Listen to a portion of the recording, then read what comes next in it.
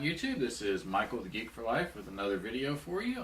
This one is actually going to be about the new, well, somewhat new, I'm a little bit behind, but the teaser we got for the new Star Trek series, the sixth live action one, and it finally has a name. It's Star Trek Discovery.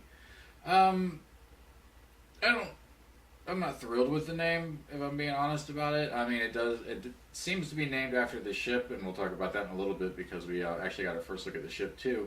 But I mean, yeah, it's named after the ship, which is what the last three Star Trek series have done: Deep Space Nine, Voyager, and Enterprise. So I mean, that's fine. It's just, Discovery seems like, I don't know. I'm just not thrilled with that particular name. I kind of wish they had gone a different direction with it, but it might grow on me over time. I don't hate the name. I'm just not thrilled with the name. It doesn't seem like a very strong name for a ship. I mean, I liked Voyager when I first heard it. But I don't know. That's just how I feel about the name. As far as the teaser itself, the CGI on it didn't look completely finished. I hope when the series itself comes out that they put a little bit more money and finish that up a little bit. They could definitely do better. I mean, even back when Enterprise was on the air, the CGI looked better than what was in this teaser. But it was just a teaser, so it's very possible that this could just be the some rough renderings, and that's completely fine.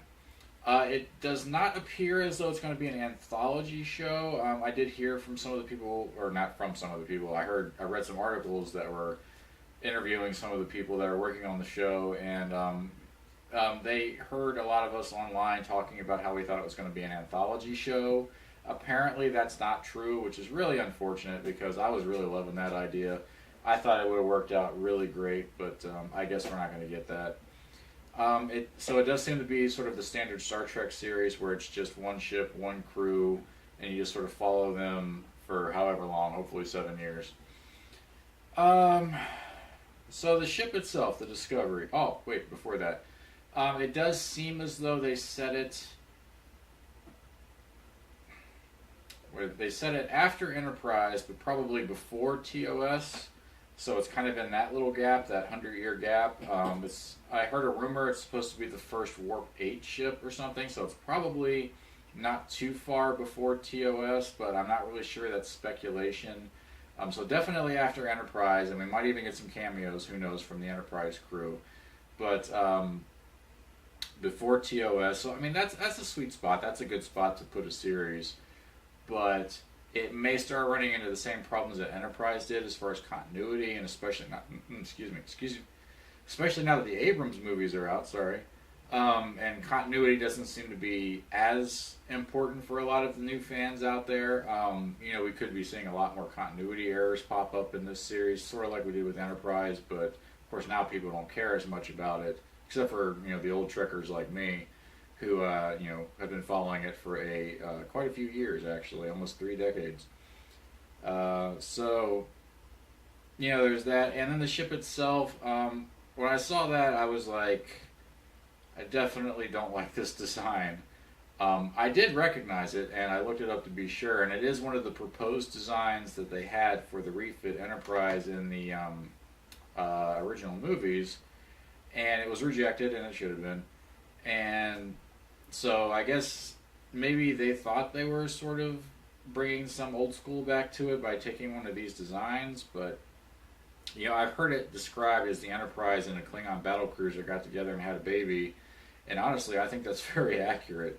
It's got the saucer section on it, and it's even got some of the design on top like the Franklin had and beyond, sort of that ribbing around the saucer.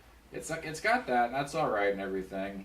But then when you get down to the secondary hull, it's basically a Klingon battlecruiser. I mean, you've got the saucer and the neck like a Federation ship, and then you've got like Klingon battlecruiser thing going on. And so I'm not in love with the design. Maybe after I watch it a few times, it'll grow on me. I mean, I wasn't thrilled with the NX-01 design, and that one kind of grew on me after a while. So this could very easily go that same direction.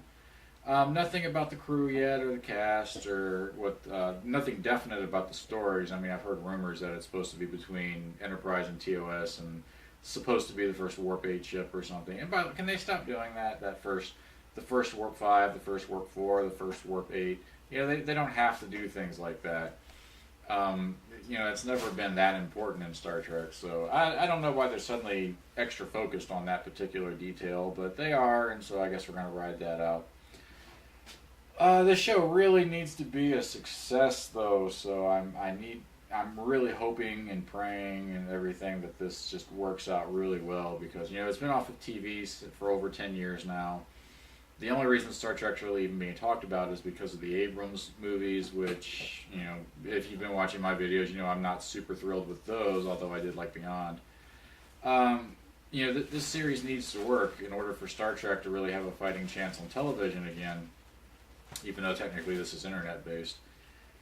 But, I don't know, fingers crossed and all that good stuff, we'll have to find out. So, not much to give a review on, really. It's they revealed the name, they showed a little bit of the ship, and that was about it. They didn't give us much information. So as we get closer to January, I'm sure more information will be coming out.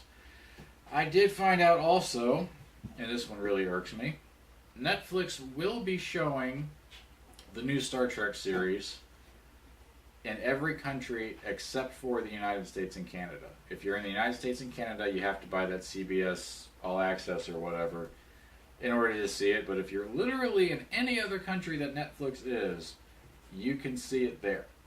And that's ridiculous. I hate that so much. I mean, I was just coming around to the thought of having to pay $6 a month to watch this on CBS Online, and then when I saw the headline, Netflix was going to get the new Star Trek show, I was like, well, I've already got Netflix, so that's going to be awesome. And then I read the article, and it's like, everywhere except the United States and Canada.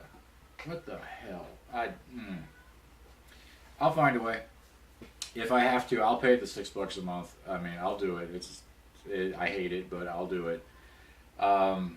I guess that wraps this one up until we get our next teaser, and then I'll get to you on that one. And once again, I apologize for being a little bit late with this. I'm kind of late with all my videos lately, except for the unboxings. I've been doing those pretty regularly as they come in.